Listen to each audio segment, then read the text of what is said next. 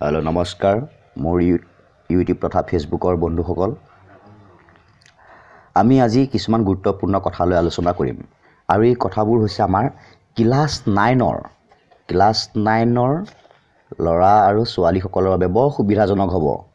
আৰু এই ক্লাছ 9ৰ ল'ৰা ছোৱালীৰ সুবিধাজনকভাৱে যিটো পাঠ মই উলিয়াইছোঁ, এই পাঠটোত বৰ্তমান পৃথিৱীৰ যি পৰিস্থিতি পৰি আছে, এই পাঠটোত সেইখিনি বিষয়ে কিছু অলপ উল্লেখ কৰা হৈছে।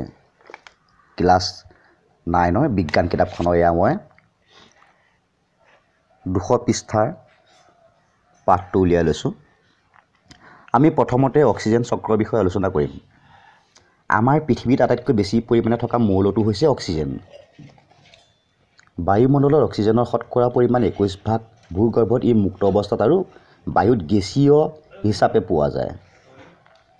এতিয়া আমি থুলতে যদি আমি পৃথিৱীৰ পৰিৱেশৰ বৰ্তমান যি পৰিস্থিতি চলি আছে তাৰ বিষয়ে যদি আমি আলোচনা কৰোঁ, তেনেহ'লে আমি পটককৈ যাব লাগিব জৈৱ অণুৰ বিষয়ে।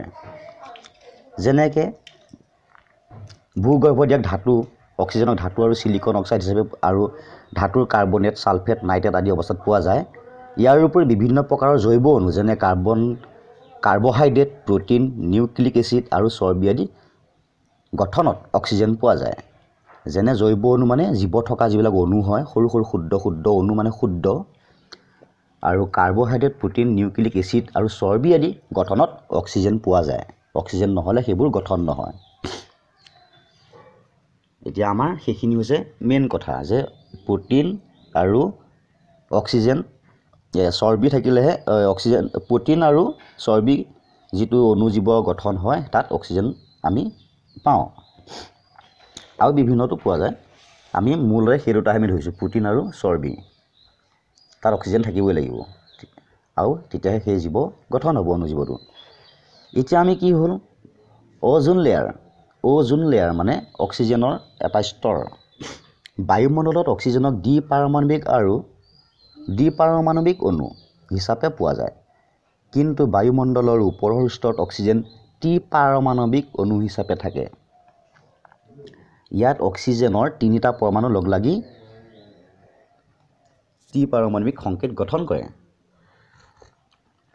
অৰ্থাৎ আমি যি আমাক প্ৰয়োজন হয় তাত আমাৰ অক্সিজেনটো আমাৰ তাত যিটো দৰকাৰ হয়, কিন্তু বায়ুমণ্ডলত থকা অক্সিজেনটো ত্ৰিপাৰমাণৱিক হিচাপে থাকে আৰু ই বৰ বিষাক্ত হয়। ইয়াকে আমি অ'জোন লেয়াৰ বুলি কওঁ। এই অ'জোনসমূহ সাধাৰণতে দ্বিপাৰমাণৱিক অক্সিজেনতকৈ বহুত বেলেগ। অ'জোন বিষাক্ত গেছ, কিন্তু এই গেছবোৰ আমাৰ পৃথিৱীৰ উপৰিভাগৰ বায়ুমণ্ডলতহে পোৱা যায়। এই বিষাক্ত গেছসমূহ কিন্তু আমাৰ প্ৰয়োজনীয় কাম সম্পন্ন কৰে। অ'জোনে সূৰ্যৰ পৰা বিকিৰণ হোৱা অতি বেঙুনীয়া ৰশ্মিসমূহ পৃথিৱীলৈ অহাত বাধা দিয়ে। বিষাক্ত ৰশ্মিসমূহ পৃথিৱীত যদি আহি পৰে তেতিয়া জীৱসমূহ ধ্বংস হ'ব পাৰে। এতিয়া আমি ইয়াৰ পৰা গম পালোঁ যে আমাৰ যিটো সূৰ্যৰ বেঙুনীয়া ৰশ্মি পৃথিৱীত পৰিবহি, বিষাক্ত ৰশ্মি, সেই বিষাক্ত ৰশ্মিটো কি হয়, আমাৰ অ'জোন লেয়াৰ বুলি কয়। অৰ্থাৎ অক্সিজেনৰ ত্ৰিপাৰমাণৱিক অণুৱে তাক বাধা দি ৰাখে। অৰ্থাৎ অ'জোন লেয়াৰটোৱে বাধা দি ৰাখে আৰু পৃথিৱীত সেই বেঙুনীয়া ৰশ্মি আহি নপৰেহি। কিন্তু বৰ্তমান সময়ত কি হৈছে, আমাৰ যি পৃথিৱীৰ মানুহৰ কাৰুকাৰ্য হয়, সেই কাৰুকাৰ্যৰ ফলত অ'জোন স্তৰ ক্ষয় হৈছে বুলি জানিব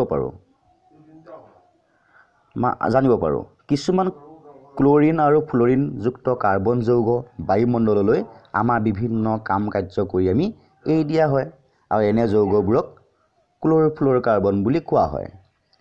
আমি যিবিলাক কল কাৰখানা আদি চলি আছে, বিভিন্ন ধৰণৰ আমাক প্ৰয়োজনীয় যিবিলাক হয়, তাৰপৰা যিবিলাক গেছ নিৰ্গত হয়, সেইবিলাক গেছ কি হয়, ক্ল'ৰ'ফ্ল'ৰ'কাৰ্বনযুক্ত হৈ বায়ুমণ্ডললৈ এৰি দিয়া হয়। এনে যৌগবোৰক ক্ল'ৰ'ফ্ল'ৰ'কাৰ্বন বুলি কোৱা হয়। এই ক্ল'ৰ'ফ্ল'ৰ'কাৰ্বন যৌগসমূহ অক্ষয় অৱস্থাত বায়ুমণ্ডলত ৰৈ যায়, মানে বহুত দূৰত বায়ুমণ্ডলত অক্ষয় অৱস্থাত ৰৈ যায়। আৰু ইয়াৰ ফলত কি হয়, অ'জোন লেয়াৰত যৌগসমূহ সোমালে, অ'জোন লেয়াৰত যদি ক্ল'ৰ'ফ্ল'ৰ'কাৰ্বন সোমাই যায়, এই যৌগসমূহ সোমাই যায়, তেতিয়া অ'জোন লেয়াৰৰ লগত ৰাসায়নিক বিক্ৰিয়া সংঘটিত হয়, ফলত মানে যুদ্ধ হয়। ফলত কি হয়, অ'জোন লেয়াৰ ক্ষয় সৃষ্টি হয়। বৰ্তমান সময়ত এণ্টাৰ্কটিকাত অ'জোন স্তৰ ক্ষয় হৈ সুৰুঙা সৃষ্টি হোৱাটো জানিবলৈ পোৱা গৈছে। এই সুৰুঙাৰ বাবে পৃথিৱীলৈ অদূৰ ভৱিষ্যতে এক ভয়াৱহতা মাতি আনিছে। সেইকাৰণে এনে অৱস্থাৰ সৃষ্টি নহ'বৰ বাবে এনে কাম কৰিব লাগে যাতে অ'জোন লেয়াৰ ক্ষয় হোৱাটো বন্ধ কৰি জীৱমণ্ডলক মৃত্যুৰ পৰা ৰক্ষা কৰিব পাৰি। আমি এই পাঠটোৰ পৰা নিশ্চয় গম পালোঁ পৃথিৱীত যিমান য'ত বেমাৰ আজাৰ যি য'ত হয় নহয় আমি সূৰ্যৰ বেঙুনীয়া ৰশ্মিৰ পৰাই পাওঁ। আৰু যিহেতু এতিয়া বৰ্তমান সময়ত চাগে কলকাৰখানাৰ কব্জা বহুত হৈ গৈছে আৰু পৃথিৱীৰ ওপৰত চাগে খোলাটো ফুফুলা হৈ পৰিছে, খোলা হৈ মানে খালী হৈ পৰিছে, ফলত বেঙুনীয়া ৰশ্মি আহি পৃথিৱীত ডাইৰেক্ট পৰিছেহি আৰু সেইকাৰণে হয়তো এই পৰিস্থিতি হৈছে। গতিকে আমি সৰু সৰু কথাবিলাক আমাৰ কিতাপত দিয়াই আছে, এইবিলাক আমি ভালকৈ পঢ়িলে পৃথিৱীত কি ঘটিছে নঘটিছে আমি সকলোখিনি গম পাম। খালি ভালদৰে পঢ়িব লাগে, বিশ্লেষণ কৰিব লাগে। থেংক ইউ, ধন্যবাদ থাকিলে।